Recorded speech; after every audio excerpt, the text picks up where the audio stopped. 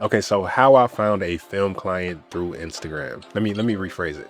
So how a film client found me through Instagram. So as you guys know, I usually upload videos like this to my Instagram, and it just showcases my color grading work and how I take log footage from looking like this into this. I post a lot of my color grading works on my Instagram and my YouTube just to like showcase my skills, and I don't really think too much of it. Would it be nice to find clients through Instagram? Yes, of course, but that shouldn't be your main means of finding clients, especially for color grading work, since it's such a professional role. So this particular client actually found me through a friend of a friend, and I say friend of a friend, it's actually a client that I worked with years ago. When I say years ago, we're in 2025 now. I worked with this client back in 2021, and it turns out they actually grew up together in the same hometown, and I think that kind of helped my case.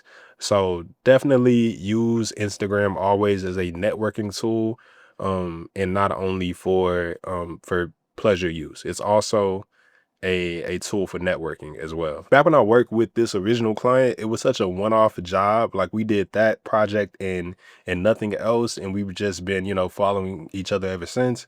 So you wouldn't really think that a bigger job would come from that, but that seems to be the case more so often than not. The actual client and project were completely different from this project that I just got.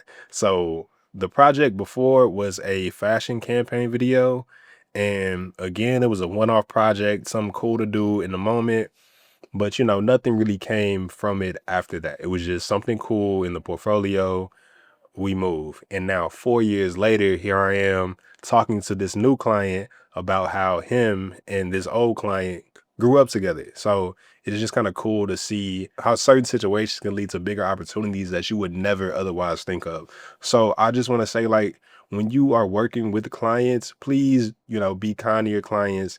Have a good relationship, perform to the best of your abilities. You literally never know what it can lead to, because time and time again, my biggest projects come from old relationships that I have in the past that I thought were one off, but they come back to, feed me in the future, which is such a dope thing to witness. So I believe that this film client reached out to me for two reasons. One being the mutual relationship we have with my past client, and two being the surplus of color grading content that I post.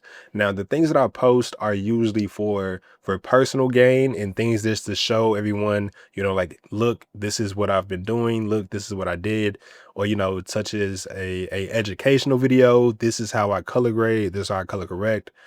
So on and so forth. Second thing being my color grading process, showcasing that on my Instagram, definitely was something that I just did for myself and possibly for future clients, but more so for myself. The fact that I had that work on my Instagram page for them to see and for them to go look at and then, assess on their own time, definitely assured them in their mind that they can reach out to me and I would be the right person for the process before we even had that initial conversation. And then it's crazy because I didn't even have a traditional color grading portfolio. I had my normal video production website, which is again, video production. So that's from pre-production, production, editing, shooting, the whole nine. That's like my professional business website. It wasn't a color grading specific website, but I am in the process of that now. So I say that to say that at the time, Instagram was serving as my portfolio, and a lot of people frown upon that in the industry, to not let Instagram be your portfolio. And while I do agree, it is an asset to use as a portfolio as well. It is your online storefront. It makes sense that your clients are on Instagram as well, and it makes sense that they'll find you on Instagram, because in this day and age, that's where everyone resides. They reside on social media, whether it's Instagram, Threads, Twitter, YouTube, Facebook. You have to be where your clients are, and this client just so happened to be on Instagram. So a lot of time, I feel as creatives, we get caught up in not posting our work. And if you are creative,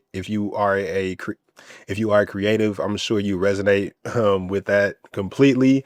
A lot of times we don't post all of our work, and I feel like we should. Even if you don't post all of it, post more than you are now. because I know you as a creative, you're not posting everything that you're doing, but you never know what that client may find and they may feel is suitable for their needs. I agree with other professionals that say, social media shouldn't be your only portfolio, but it's important to remember that it is a part of your portfolio. It is how clients will find you and seek you and reach out to work. So always post and keep your audience up to date with what you're doing, what you have going on, what you're learning, so on and so forth. Remember to always be professional and maintain positive client relations, because you never know where your big job may come from, and likely it'll be from a past client.